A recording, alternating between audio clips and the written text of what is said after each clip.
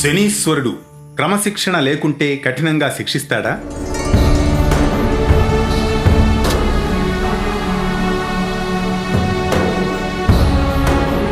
ఈ సృష్టిలో ఏ పేరు వింటే ఉలిక్కి పడతారో ఆయనే శనీశ్వరుడు. సకల జీవుల కర్మలను అనుసరించి వారి జీవితాలను ప్రభావితం చేస్తాడు శనీశ్వరుడు. ఎవరైతే క్రమశిక్షణ తప్పుతారో వీరు వారిని ఏమాత్రం వెరవకుండా నిర్ణీత సమయంలో కఠినంగా శిక్షించడం ఆయన నైజం. మరి శనీశ్వరుడు ఎందుకిలా కఠినంగా వ్యవహరిస్తాడో కారణమేంటో పరిశీలిద్దాం.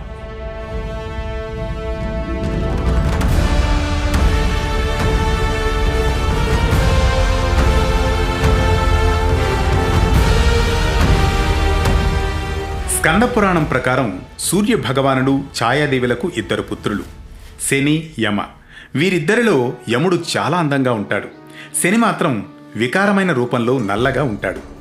తండ్రిగా సూర్యుడు శనిదేవుడంటే ఇష్టపడేవాడు కాదు. తనను కుమారుడిగా గుర్తించడానికి కూడా ఆయన నిరాకరిస్తాడు. సూర్యదేవుని ప్రతికూల ప్రభావం కారణంగా శనిదేవుణ్ణి అందరూ విస్మరిస్తారు. దీంతో శని చిన్ననాటి నుండే విముఖంగా కఠినంగా మారిపోవడం జరుగుతుంది. ఇది తన స్వభావాన్ని కూడా నిక్కచ్చిగా వ్యవహరించేలా చేస్తుంది. ఇదే సమయంలో తను అత్యంత శక్తివంతంగా మారిపోతాడు. కర్మలను నియంత్రించే సామర్థ్యాన్ని చిన్ననాటి నుండే సంపాదిస్తాడు. మన సనాతన హైందవ మత విశ్వాసాల ప్రకారం ప్రతి ఒక్క కర్మకు ఏదో ఒక ఫలితం ఉంటుంది. శనిదేవుడు క్రమశిక్షణ, స్వీయ నియంత్రణతో సంబంధం కలిగి ఉంటాడు. స్వీయ క్రమశిక్షణ సూత్రాలను అనుసరించేవారు శనిదేవుని ప్రతికూల ప్రభావాల నుంచి తప్పించుకోవచ్చు. శనిదేవుడని భయపడాల్సిన అవసరం లేదంటుంది పురాణం.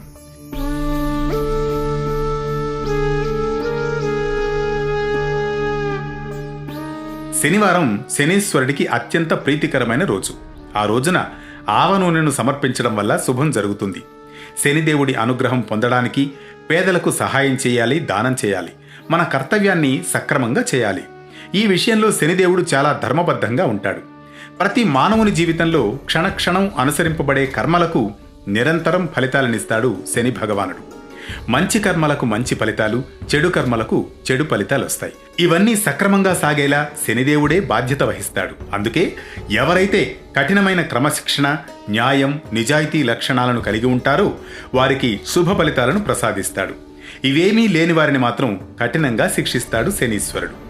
ఈ విధంగా శనిదేవుడు కఠినంగా వ్యవహరించడానికి, తన స్వభావం కఠినంగా మారడానికి తన తండ్రి కూడా ఒక కారణమని శాస్త్రాలు వివరిస్తున్నాయి. మరో కథనంతో పరమార్థంలో మళ్ళీ కలుద్దాం.